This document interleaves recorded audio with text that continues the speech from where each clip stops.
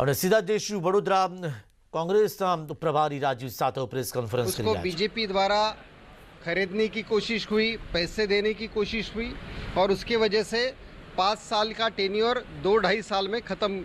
जनता के खिलाफ, जनता के मैंडेट के खिलाफ की ये बात रही और इसलिए जनता के अदालत में ये 8 पेटा चुटनी बीजेपी द्वारा लादी गई है। 8 के 8 सीट पे हम पूरी तरह से, जिस प्रकार से हमारी तैयारी है, हम 8 के 8 सीट जीतने की दिशा में जा रहे हैं।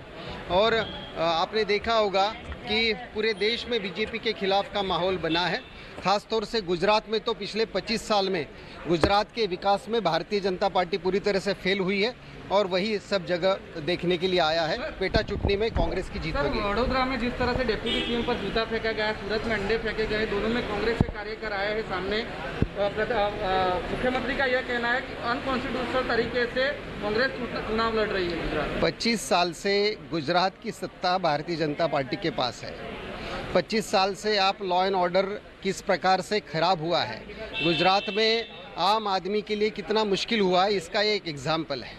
जो मुख्यमंत्री अपने उप मुख्यमंत्री का बचाव ठीक से नहीं कर पा रहे हैं, ऐसे मुख्यमंत्री को क्या पद पर बने रहने का अधिकार है?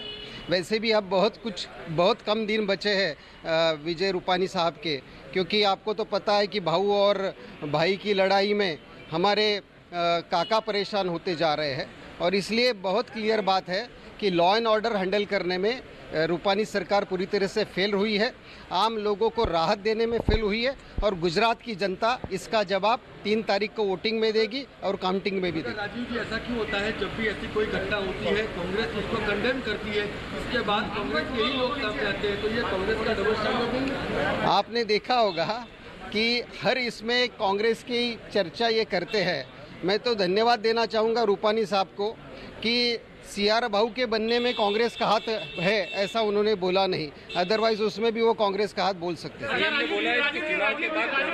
30 तारीख को पीएम यहाँ पे आ रहे हैं, क्या असर देखते हैं चुनाव पर? मैं तो 2017 में भी मैंने देखा था कि उस वक्त भी सी प्लेन की शुरुआत हुई थी, तो 2017 में ही ये सब क्यों शुरू नहीं हुआ?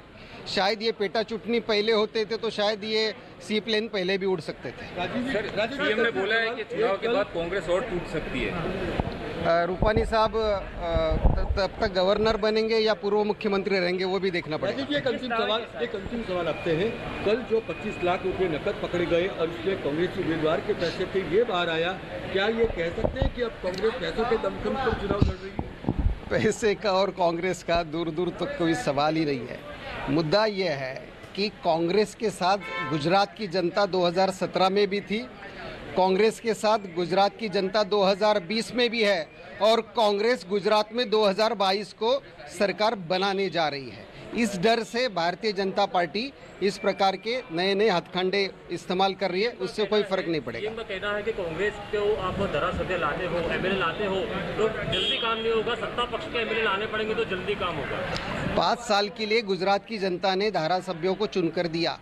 जब 5 साल के लिए चुनकर दिया तो रूपानी साहब ने उन्हीं धारासभ्यों को 2-2, 3-3 साल में रिजाइन करने पे क्यों मजबूर किया? गुजरात की जनता इसका जवाब देगी आने वाले 3 तारीख को वोट में।